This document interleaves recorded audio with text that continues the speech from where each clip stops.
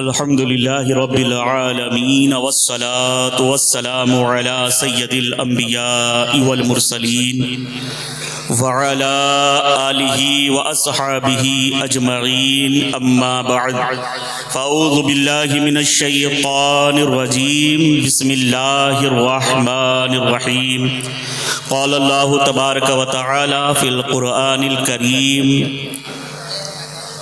قل هل يستوي الذين يعلمون والذين لا يعلمون صدق الله المولانا العظيم وبلغنا رسوله النبي الأمين المكين المعين الكريم ونحن على ذلك لمن الشاهدين والشاكرين والحمد لله رب العالمين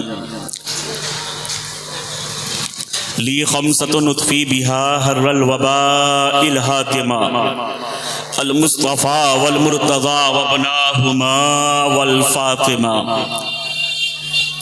غوث اعظم بمنی بھی سرسامہ مدد قبلہ دی مدد کعبہ ایما مدد بگرداب بلا افتاد کشتی ضعیفان و شکست رات پشتی بحق خواجہ عثمان ہارون مدد کن یا معین الدین چشتی حزبِ صدر الافاضل شیخ من جد من بدر منیر کیجئے امداد ہم سب کی یا غوث اعظم دستگیر۔ آئیے نہایتی محبت کے ساتھ عقیدت و احترام کے ساتھ بارگاہ رسالت مآب حضور سید عالم صلی اللہ علیہ وآلہ وسلم میں ہدیہ درود شریف نہایتی عقیدت و محبت کے ساتھ پیش کریں۔ پڑھیے اللہم صلی علی سیدنا شفیعنا حبیبنا نبینا مولانا محمد وبارک وسلم صلو علیہ الصلاۃ والسلام علیک یا سیدی یا سیدی یا سیدی یا رسول اللہ صلی اللہ تعالی علیہ وآلہ وسلم۔ عزیزان ملت اسلامیہ، آج ہم اور آپ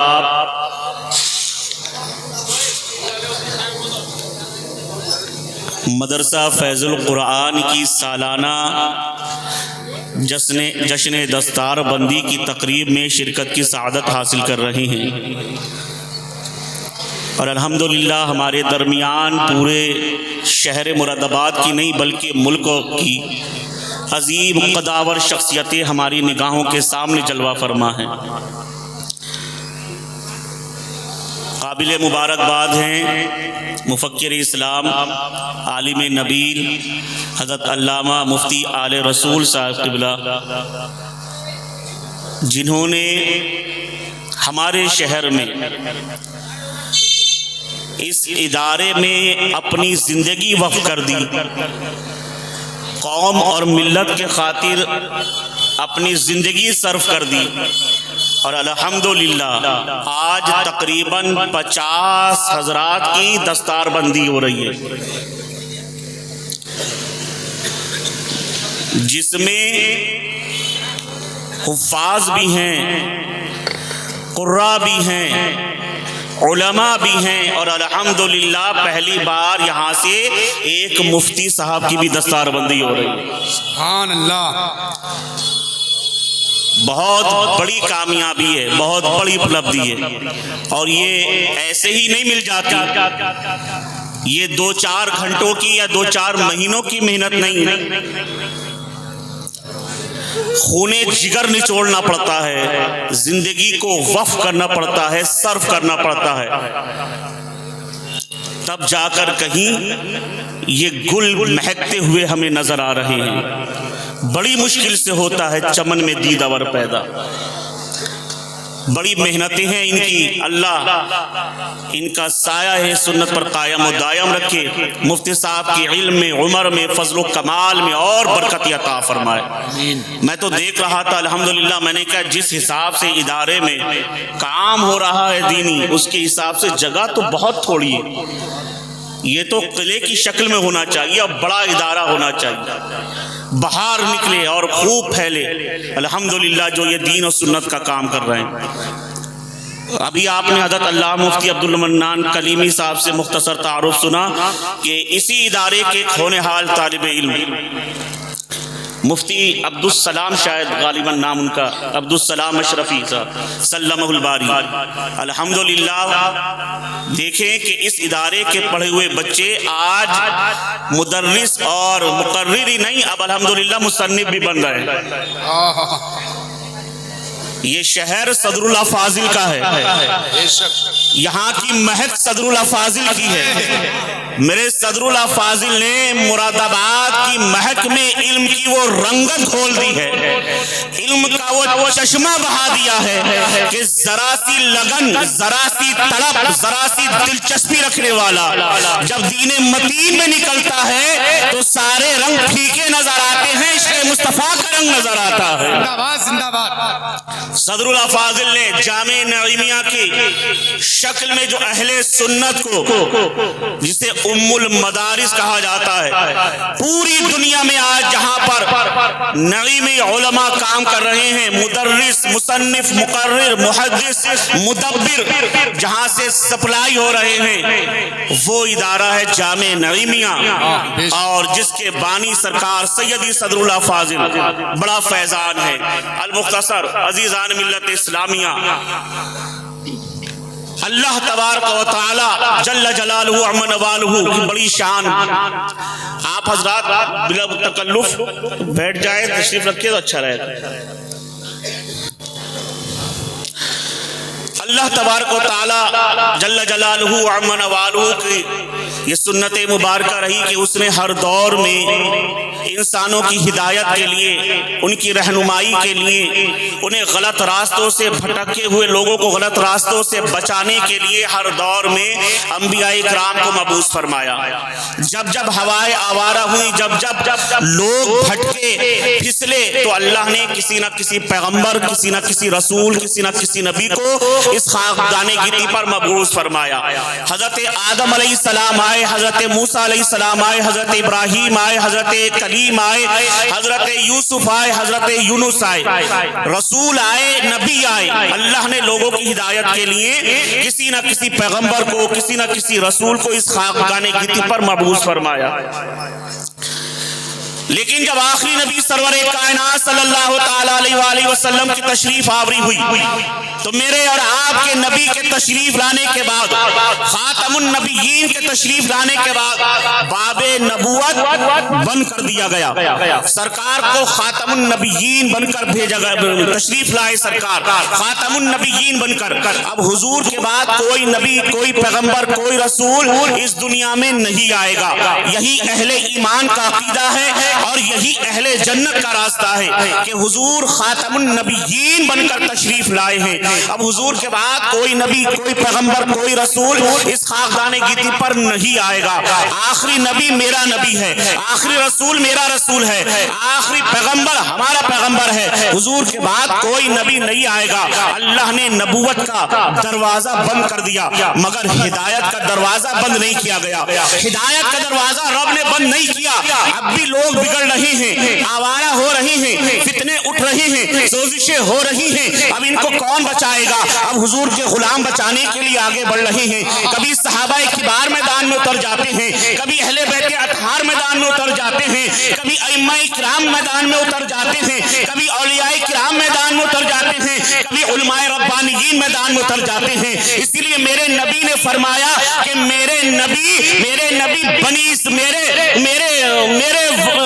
میرے عالم، میری قوم کے عالم، میرے قوم کے علماء بنی اسرائیل کے انبیاء کی طرح ہیں، اور میں اپنی وراثت میں دھن دولت چھوڑ کر نہیں جا رہا، بلکہ علم کی میراث چھوڑ کر جا رہا ہوں، علم کی خیرات چھوڑ کر جا رہا ہوں۔ اور جس نے اس کو پکڑ لیا، علم کی میراث کو پکڑ لیا اور اس کو تھام لیا، وہ کوئی اور نہیں بلکہ نبیوں کا وارث بنتا ہوا نظر آتا۔ نعرے تکبیر، نعرے ورثۃ الانبیاء کا تاج زرعی پہنا دیا گیا۔ عزیزان ملت اسلامیہ، یہ کوئی چھوٹی موٹی بات نہیں ہے، کوئی ایسی بات نہیں ہے کہ جس کو دھیان نہ دیا جائے یا جس پر غور نہ کیا جائے۔ بڑی شان اللہ نے عطا فرمائی ہے علماء کی، بڑی شان دی ہے ان حفاظ کرام کی کی آج ہماری سوسائٹی میں ہمارے محلے میں ہم کس کو قد آور دیکھتے ہیں؟ مفتی شہریار صاحب کی بڑی عمدہ بڑی دلسوز خطاب آپ نے سماعت کیا،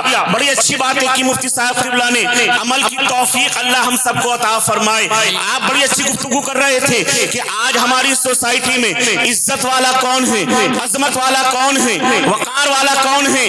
جب ہم ڈھونڈتے ہیں تو عزت پر نظریں جاتی ہیں کہ فلاں صاحب ڈاکٹر ہیں بڑے اچھے ہیں، فلاں صاحب انجینئر ہیں بڑے اچھے ہیں، فلاں صاحب بیرسٹر ہیں بڑے اچھے ہیں، فلاں صاحب کی کوٹھیاں چل رہی ہیں، فلاں صاحب کے کارخانے چل رہے ہیں، فیکٹریاں چل رہی ہیں، فلاں صاحب بڑے بزنس مین ہیں، آپ کی بڑی اچھی تجارت ہے، ایکسپورٹ ہو رہا ہے، امپورٹ ہو رہا ہے، ان کا تو بڑا دھڑلے سے بزنس چل رہا ہے۔ ہماری سوسائٹی میں ہم عزت والا اس کو سمجھتے ہیں جو اچھا پیسے والا ہے، ہماری سوسائٹی میں ہم عظمت والا اس کو سمجھتے ہیں جو بڑا ادھیکاری ہے، بڑا عہدیدار ہے، بڑا پاورفل ہے، ہماری نظروں میں وہ عزت والا ہے۔ مگر سنو مسلمانوں، یہ ہم اور آپ نہیں کہہ رہے، یہ علماء نہیں کہہ رہے، یہ آج کے مشائخ نہیں کہہ رہے، بلکہ یہ فرمان آخری نبی خاتم النبیین مصطفیٰ جان رحمت صلی اللہ تعالی علیہ وآلہ وسلم کا فرمان عالی شان ہے، خیرکم من تعلم القرآن وعلمہ، تم میں بہتر وہ ہے جو قرآن پڑھتا ہے اور قرآن پڑھاتا ہے۔ زندہ باد زندہ باد۔ خیرکم من تعلم القرآن وعلمہ، تم میں بہتر وہ ہے جو قرآن پڑھتا ہے اور قرآن پڑھاتا ہے۔ اور اس سے بڑی عظمت کی بات کیا ہوگی، عظمت کی بات اس سے بڑی کیا ہوگی؟ آج ہم دیکھتے ہیں کہ جب کوئی بڑا ادھیکاری آتا ہے تو اس کے استقبال کے لیے انتظام کیے جاتے ہیں، حکومت کی طرف سے انتظام کیے جاتے ہیں۔ کوئی اگر بڑا نیتا آیا، بڑا اچھا ادھیکاری آیا، رسپیکٹ کوئی آیا تو ہم اس کے لیے استقبال کا انتظام کرتے ہیں، اس کے قدموں کے نیچے ریڈ کارپیٹ بچھا دیا جاتا ہے تاکہ دنیا دیکھے کہ آنے والا انسان کوئی معمولی انسان نہیں ہے، بلکہ یہ جو آ رہا ہے بڑا ادھیکاری ہے، سرکاری افسر ہے، وزیر اعظم ہے، بڑا رسپیکٹڈ مین ہے، بڑا رسپیکٹڈ آدمی ہے، کوئی آنے والا ایسا یا ویسا آدمی نہیں ہے۔ تو اس کے عہدے کے مطابق، اس کے وقار کے مطابق، اس کی رسپیکٹ میں، اس کی عزت میں ریڈ کارپیٹ بچھا دیا جاتا ہے۔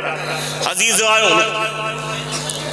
آج یہ دنیا کی عہدے، میرے پیارے، ان دنیا کی عہدے داروں کے لیے رسپیکٹ کے لیے ریڈ کارپیٹ بچھایا جا رہا ہے، مگر جب یہ نائبان رسول، یہ حفاظ کرام، یہ علماء دین، یہ علماء اہل سنت جب قدم رکھتے ہیں، زمین پر چلتے ہیں، تو ان کی عزت کے لیے رب کائنات خود اتنا بہترین انتظام فرماتا ہے کہ تم ریڈ کارپیٹ بچھاؤ یا نہ بچھاؤ، تم دنیا میں ان کے لیے عزت افزائی کے سامان لاؤ یا نہ لاؤ، رب کائنات ان کے قدموں کے لیے فرشتوں کے، ان کے قدموں کے نیچے فرشتوں کے نورانی قدموں کو بچھا دیتا ہے۔ بے شک زندہ باد۔ مجھے بتاؤ اس سے بڑی عظمت کی بات اور کیا ہوگی، اس سے بڑے وقار کی بات کیا ہوگی؟ اللہ کے مقدس رسول سرور کائنات صلی اللہ تعالی علیہ وآلہ وسلم کا فرمان عالی شان ہے کہ عالم کی فضیلت، عالم کی فضیلت اتنی زیادہ حضور نے بیان فرمائی۔ اللہ کے رسول فرماتے ہیں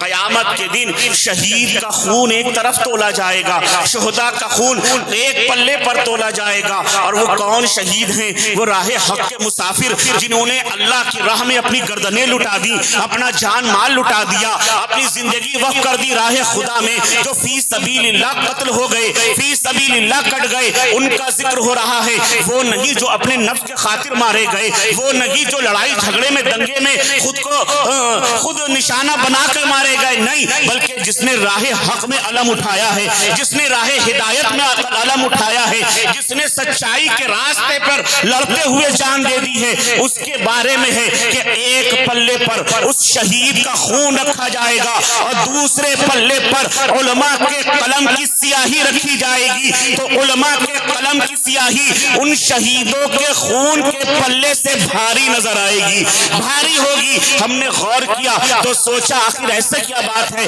انہوں نے تو صرف قلم چلایا ہے، بظاہر دیکھنے میں معمولی سی بات لگ رہی ہے کہ قلم چلانا اور جان دینا دونوں میں بہت بڑا ڈفرنس ہے، بڑا انتر ہے، بڑا فارمولا ہے کہ جان دینا بہت بڑی بات ہے، قلم چلانے میں کون سی بڑی بات ہے؟ قلم چلانے میں کون سی بڑی بات ہے؟ کہاں سیاہی اور کہاں خون کا آخری قطرہ، یہ کہاں سے مقابلہ ہو گیا؟ مگر جب غور کرو گے تو پتا چلے گا، جب شہید لڑتا ہے تو اپنی جان کٹنے تک، اپنی جان دینے تک وہ راہ خدا میں ہوتا ہے، راہ مصطفیٰ میں ہوتا ہے، راہ شریعت میں ہوتا ہے، راہ طریقت میں ہوتا ہے۔ جب تک اس کی زندگی چل رہی ہے، جب تک اس کی سانس چل رہی ہے، جب تک اس کی نفس باقی ہے، جب تک دھڑکنے دل سلامت ہے، تب تک وہ راہ خدا میں کام کر رہا ہے۔ جیسے ہی گردن کٹی، نفس کٹی، دھڑکن دل کی بند ہوئی، اب راہ خدا میں اس کا جو یہ کام کرنا عمل تھا منقطع ہو گیا، کٹ گیا۔ مگر جب ایک عالم دین اپنا قلم چلاتا ہے اور وہ سیاہی نکلتی ہے، کبھی بخاری شریف بنتی ہے، وہ سیاہی نکلتی ہے، کبھی مسلم شریف بنتی ہے، وہ سیاہی نکلتی ہے، کبھی ترمذی شریف بنتی ہے، وہ سیاہی نکلتی ہے، ابھی داؤد بنتی ہے، صحاح ستہ بنتی ہے، مسند امام احمد بنتی ہے۔ جب وہ سیاہی نکلتی ہے تو کبھی فتاوی ہندیہ بنتی ہے، جب وہ سیاہی نکلتی ہے تو کبھی فتاوی رضویہ بنتی ہے، جب وہ سیاہی نکلتی ہے تو کبھی کنز الایمان بنتی ہے، جب وہ سیاہی نکلتی ہے تو صدر الحفاظ کا خزائن العرفان بنتی ہے۔ نعرہ تکبیر، نعرہ رسالت، فیضان حضور صدر الافاضل، فیضان حضور صدر الافاضل، مسلک اعلی حضرت۔ شہید کا خون جب تک اس کی نفس برقرار ہے تب تک وہ راہ خدا میں ہے، جب تک وہ راہ خدا میں ہے، اور اس کو نفع وہ خود پہنچائے گا۔ مگر عالم کی صحبت اتنی پاکیزہ ہے کہ صرف یہ اس کو فائدہ نہیں، ہزاروں سال پہلے رکھی گئی بخاری شریف آج علماء پڑھ کے آپ کے مدرسے سے فارغ ہو رہے ہیں، ہزاروں سال پہلے لکھی گئی مسلم شریف آج اس کو علماء پڑھ رہے ہیں، سینکڑوں سال پہلے لکھی گئی ہدایہ آج اس کو پڑھ کر لوگ فقیہ بن رہے ہیں۔ ان علماء کا احسان ہماری زندگیوں پر اتنا ہے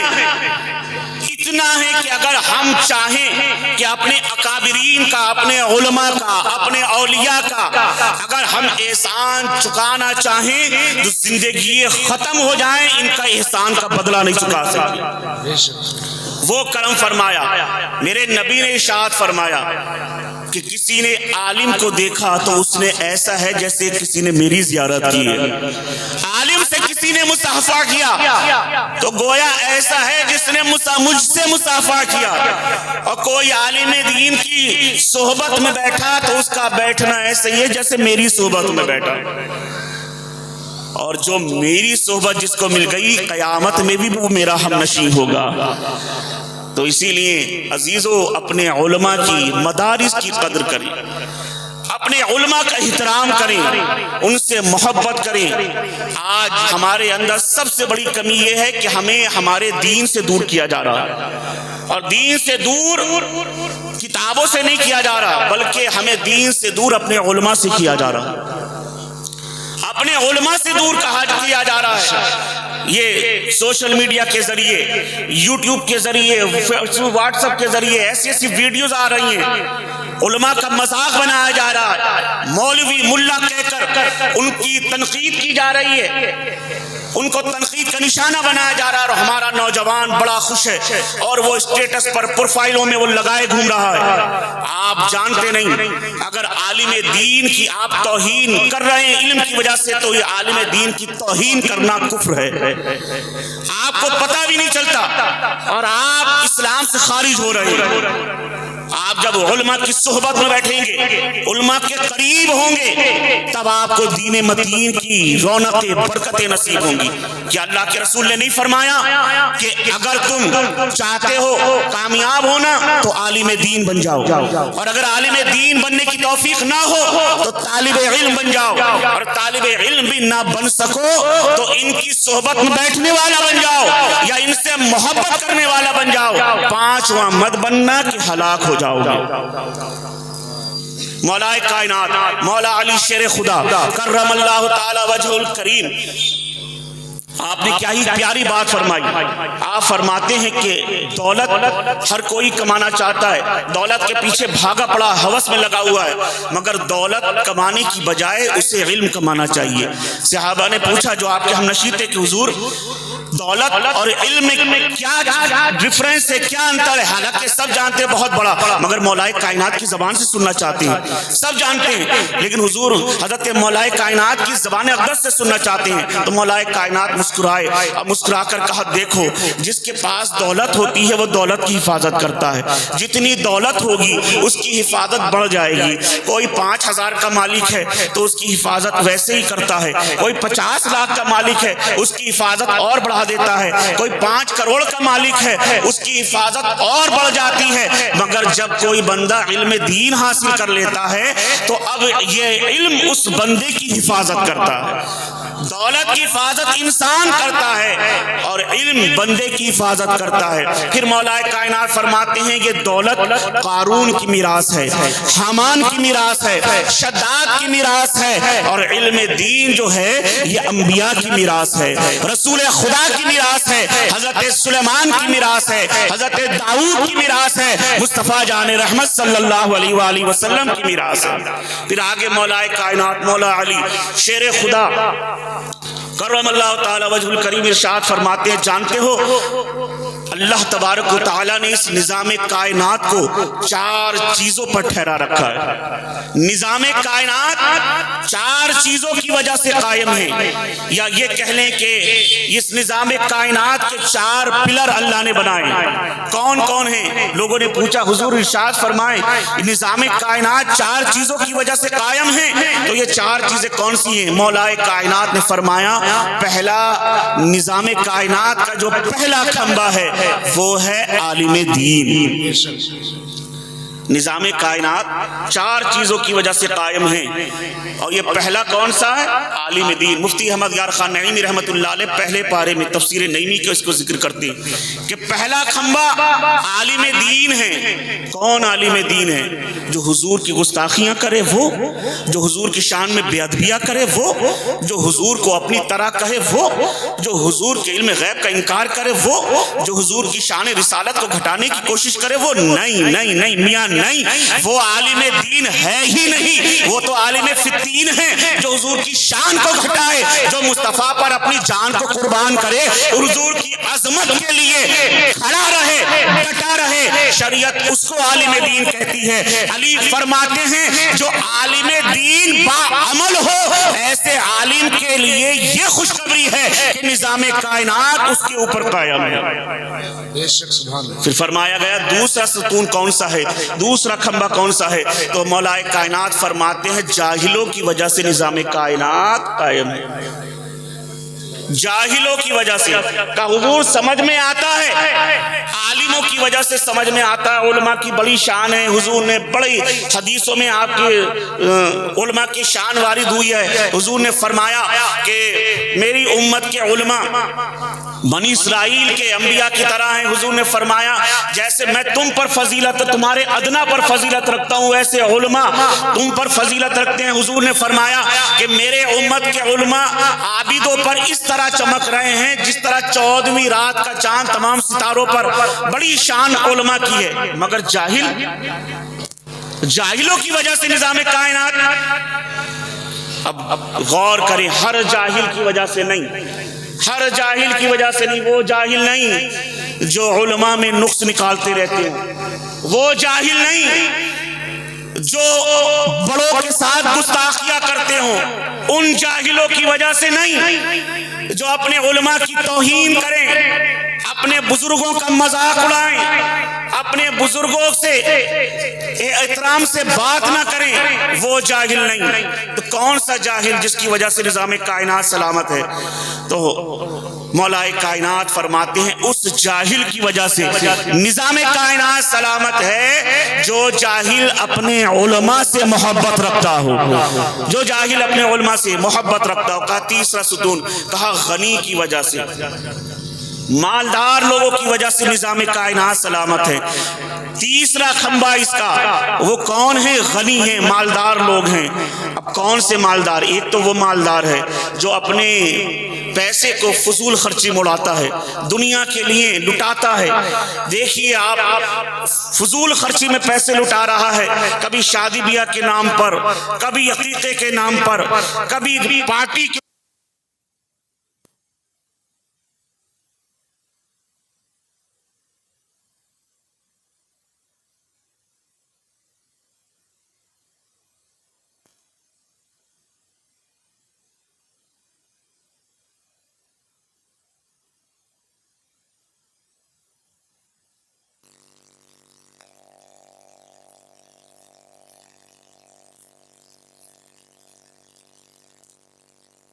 ایک مرتبہ اور جی لگا کر درود شریف پڑھ لیں۔ اللہم صلی علی سیدنا شفیعنا حبیبنا نبینا مولانا محمد بارک وسلم صلو علیہ الصلوۃ والسلام علیک یا سیدی یا رسول اللہ صلی اللہ تعالی علیہ وسلم۔ تو مولا کائنات مولا علی شیر خدا کرم اللہ تعالی وجہ الکریم ارشاد فرماتے ہیں کہ نظام کائنات چار طرح کے لوگوں کی وجہ سے قائم ہے۔ کون کون سے؟ ایک بتایا عالم دین، اور دوسرا بتایا جاہل کی وجہ سے، اور تیسرا غنی کی وجہ سے۔ مگر کون سا غنی؟ ایک غنی وہ ہے جو اپنے پیسوں کو ہم دیکھتے ہیں پارٹیوں پر خوب لٹاتا ہے، ہم دیکھتے ہیں کہ دنیا کی ضرورتوں پر خوب خرچ کرتا ہے۔ ہم ایک غنی وہ بھی دیکھتے ہیں جو بڑا امیر ہے، کس کے لیے؟ عیش پرستوں کے لیے۔ مگر جیسے ہی مدرسوں کی باری آتی ہے، جیسے ہی مسجدوں کی باری آتی ہے، ابھی مولانا اشفاق صاحب، مولانا امن صاحب، یہ مفتی آل رسول صاحب جب ان سے کہیں کہ بھائی مدرسے میں کچھ مدد کیجئے، کچھ دیجئے، تو وہ کہتے ہیں کہ حضرت کام ہی نہیں چل رہا، حضرت بڑا برا ماحول ہے اور ایک دم معاملہ ٹھپ پڑا ہوا ہے، کاروبار بالکل پٹا پڑا ہے۔ ایک وہ بھی امیر ہے کہ جب بہار بانٹنے کی باری آئے گی، ابھی دیغے بٹوانے کی باری آئے، جہاں پہ نام ہوگا کہ فلاں ایکسپورٹر صاحب نے میاں بریانی کی دیغے پہ دیغے لٹا دی، وہاں ایکسپورٹر صاحب کا کھانا دیکھیے، 2-4 ہزار کا کھانا بھی خرچ کر دیں مگر ان کے صحت پہ کوئی فرق نہیں پڑتا۔ اور جہاں کہیں دینے کی باری آ جائے دینی معاملات میں تو بس چہرے کا جغرافیہ بدلنے لگتا ہے۔ نہیں، ایسا امیر نہیں، بلکہ وہ امیر جو اللہ کی راہ میں خرچ کرتا ہے، جو راہ خدا میں دیتا ہے، اور اس کا مقام و مرتبہ کیا ہے؟ ابو داؤد شریف کی حدیث ہے، اللہ کے مقدس رسول سرور کائنات صلی اللہ تعالی علیہ وآلہ وسلم ارشاد فرماتے ہیں کہ جب اللہ نے زمین کو پیدا فرمایا اور زمین کا بچھونا بچھایا، فرش بچھایا، تو زمین کانپنے لگی۔ تو اللہ نے زمین کی حرکت کو روکنے کے لیے، اس کے کپکپانے کو، لرزنے کو روکنے کے لیے اس پر پہاڑ کی میخ ٹھوک دی۔ زمین جب خوف سے کانپنے لگی، جب اللہ نے زمین کو پیدا کرا کہ اس زمین پر میرے بندے اناج اگائیں، اس پر میرے بندے کام کریں، مسجدیں بنائیں، مدرسے بنائیں، اس کو عبادت گاہ بنائیں، اس پر سجدہ ریز ہوں، اس زمین سے فائدہ حاصل کریں۔ جب رب نے اس زمین کو پیدا فرمایا تو یہ زمین خوف خدا سے کانپنے لگی۔ جب کانپنے لگی، فرشتوں نے کہا مولا یہ زمین تو کانپ رہی ہے، تھرا رہی ہے۔ تو اللہ تعالیٰ نے اس زمین کے سینوں پر پہاڑوں کی کیل لگا دی، زمین ٹھہر گئی، ساکت ہو گئی۔ فرشتوں نے عرض کیا مولا یہ زمین تیری کانپ رہی تھی، تو نے پہاڑ کی میخ لگا دی، کیل لگا دی، زمین ٹھہر گئی۔ یہ زمین تو بڑی طاقتور ہے، یہ زمین طاقتور ہے، اور اس سے بھی زیادہ طاقتور تو نے پہاڑ کو بنایا ہے۔ کیا مولا پہاڑ سے بھی طاقتور کوئی شے تو نے بنائی ہے؟ رب نے فرمایا ہاں، میں نے پہاڑ سے زیادہ طاقتور لوہے کو بنایا ہے۔ اور ہم دیکھتے ہیں، یہ مشاہدہ ہے ہمارا کہ پہاڑ کے پتھر بڑے بڑے چٹان جب اس پر لوہے کی ضربیں لگتی ہے، ضرب کاری لگتی ہے، تو پہاڑ ریزہ ریزہ ہو جاتا ہے، ریشہ ریشہ ہو جاتا ہے۔ چھینی ہتھوڑی سے بڑے بڑے پتھر توڑ دیے جاتے ہیں، پہاڑ ٹکڑ کر بکھر کر پاش پاش ہو جاتا ہے لوہے کے سامنے۔ اللہ نے فرمایا میں نے پہاڑ سے زیادہ طاقتور لوہے کو بنایا ہے۔ پھر فرشتوں نے عرض کیا مولا کیا لوہے سے زیادہ طاقتور پاورفل بھی کسی کو بنایا ہے؟ رب تعالیٰ نے فرمایا ہاں، میں نے لوہے سے بھی زیادہ طاقتور پاورفل آگ کو پیدا فرمایا ہے، آگ کو پیدا کیا ہے۔ جب یہ لوہا آگ میں جاتا ہے تو موم کی طرح پگھل جاتا ہے، گھنٹوں کی بات نہیں، منٹوں میں پانی کی کی طرح بہنے لگتا ہے، میں نے پہاڑ سے زیادہ طاقتور لوہے کو بنایا ہے، لوہے سے زیادہ طاقتور آگ کو بنایا ہے۔ فرشتے عرض کرتے ہیں مولا آگ سے بھی زیادہ طاقتور کسی چیز کو بنایا ہے؟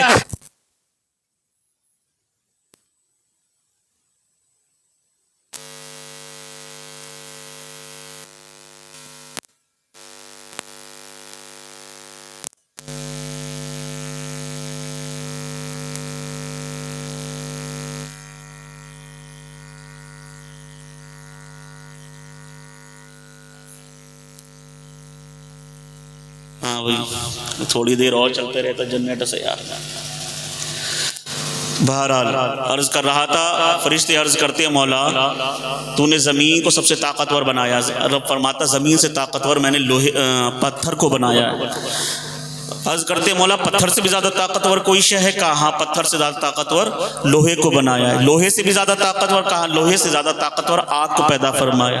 کہا آگ سے بھی زیادہ طاقتور کوئی چیز ہے؟ کہا آگ سے زیادہ طاقتور میں نے پانی کو پیدا فرمایا۔ کہا مولا پانی سے بھی زیادہ طاقتور کوئی چیز ہے؟ کہا پانی سے بھی زیادہ طاقتور میں نے ہوا کو بنایا۔ پھر فرشتے عرض کرتے ہیں مولا ہوا سے بھی زیادہ طاقتور کوئی چیز ہے؟ تو رب فرماتا ہاں ابن آدم کا وہ صدقہ کرنا، انسانوں کا ایسا صدقہ کرنا کہ جو دائیں ہاتھ سے دے اور بائیں ہاتھ کو خبر نہ ہو، اس کا ایسا صدقہ کرنا ان تمام چیزوں سے زیادہ طاقتور ہے۔ بے شک سبحان اللہ، ان تمام چیزوں سے زیادہ طاقتور ہے۔ تو حضرت علی فرماتے ہیں غنی کی وجہ سے نظام کائنات سلامت ہے، غنی کی وجہ سے۔ وہ کون غنی ہے؟ جو راہ خدا میں خرچ کرتے ہیں۔ پھر چوتھا پلر فرمایا کہ فقیر غریب کی وجہ سے نظام کائنات چل رہا۔ کہ غریب کی وجہ سے، امیر کی وجہ سے سمجھ میں آتا ہے کہ بھائی جن کے پاس پیسے ہیں وہ راہ خدا میں خرچ کر رہے ہیں، جن کے پاس مال و دولت ہے وہ راہ خدا میں خرچ کر رہے ہیں۔ غریب بیچارہ کیا دے رہا ہے؟ غریب کیا دے رہا ہے؟ کہا غریب وہ نہیں جو تم سمجھ رہے ہو، غریب وہ ہے جس کو مل جائے تو شکر کرتا ہے اور نہ ملے تو صبر کرتا ہے، جس کو اللہ دے دے تو شکر کرتا ہے اور نہ ملے تو صبر کرتا ہے۔ عزیزان ملت اسلامیہ، ان علماء کی بڑی عظمتیں ہیں، بڑی برکتیں ہیں، علم دین کی بڑی شان ہے۔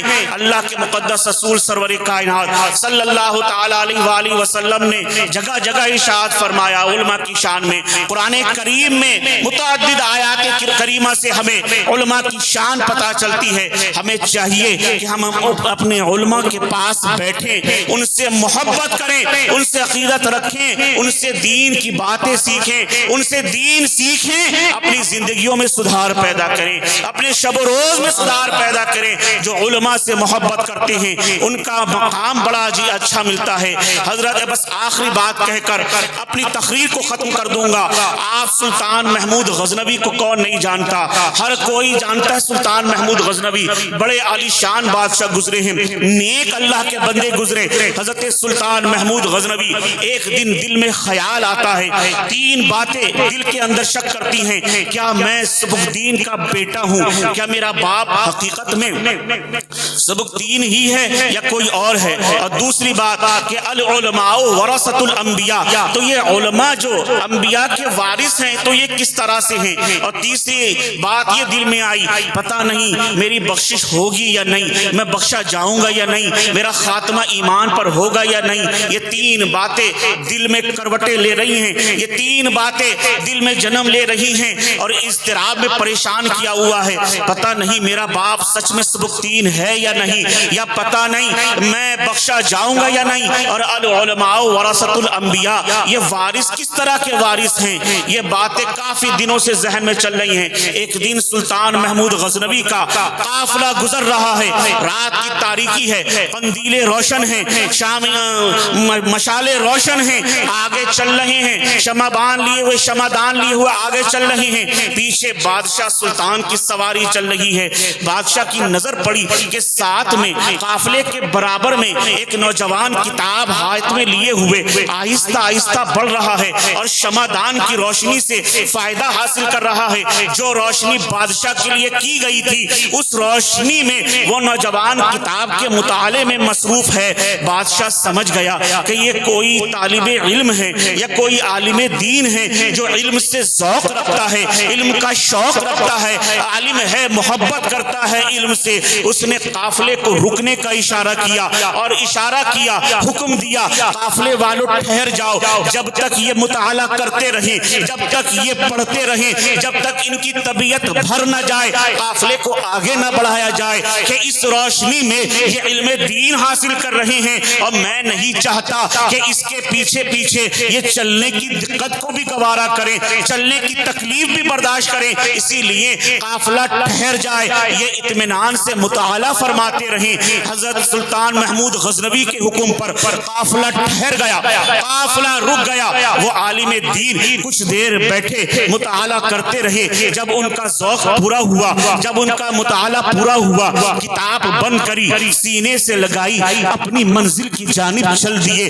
اب بادشاہ حکم دیتا ہے کہ چلو بھائی اپنی منزل کی طرف رواں دوا ہو. یہ واقعہ گزر گیا. اگلی شب آئی, بادشاہ خوابگاہ میں پہنچا, آنکھیں بند ہوئی, قسمت بیدار ہو گئی, آنکھیں بند ہوئی, مقدر جاگ گیا. سامنے سرور کائنات صلی اللہ تعالی علیہ وآلہ وسلم کا سراپا تھا, جہاں جلوے جہاں آرا تھا. محبوب خدا سرور کائنات صلی اللہ تعالی علیہ وآلہ وسلم خواب میں تشریف لاتے ہیں اور ارشاد فرماتے ہیں, اے سبکتگین کے بیٹے, تو نے ہمارے وارث کی خدمت کی ہے, اس کا خیال کیا ہے, جہاں ہم تجھے جنت کی بشارت عطا فرماتے ہیں. سبحان اللہ, سبحان اللہ. واللہ وہ سن لیں گے, فریاد کو پہنچیں گے. اتنا تو ہو کوئی جو آہ کرے دل سے. اس کے سینے میں 3 سوال تھے, اس کے ذہن میں 3 سوال تھے کہ میرا باپ حقیقتاً سبکتگین ہے یا نہیں, میں بخشا جاؤں گا یا نہیں, یا علماء اللہ علماء یہ وارث انبیاء کیسے ہیں. ایک بات میں, ایک جملے میں اللہ کے رسول نے تینوں فرمان دے دیے, تینوں بشارتیں دے دی. اے سبکتگین کے بیشے بیٹے, تو نے ہمارے وارث علماء کی خدمت کی ہے, جہاں اللہ تجھے جنت کا پروانہ عطا فرماتا ہے. اسی لیے بریلی کے تاجدار امام عشق و محبت سرکار اعلیٰ حضرت فرماتے ہیں کہ پھر کے گلی گلی تباہ, ٹھوکریں سب کی کھائیں کیوں, دل کو جو عقل دے خدا تیری گلی سے جائیں کیوں. اور نام ہے عشق مصطفیٰ, روز فضو کرے خدا, جس کو ہو درد کا مزہ نازے دوا اٹھائے. زندہ باد, زندہ باد. بہت خوب. تو یہ علماء سے محبت کرنے کا ثمرہ ہے. اللہ کریم ہم سب کو علماء سے, اپنے دین سے, اپنے آقا سے, اولیاء کاملین سے, بزرگان دین سے سچی اچھی محبت کی توفیق عطا فرمائے. کہنے سننے میں کسی طرح کی کوتاہی سردرد ہوئی تو مولا اسے معاف فرمائے. استغفر اللہ ربی من کل ذنب واتوب الیہ, وآخر دعوانا الحمد للہ رب العالمین. السلام.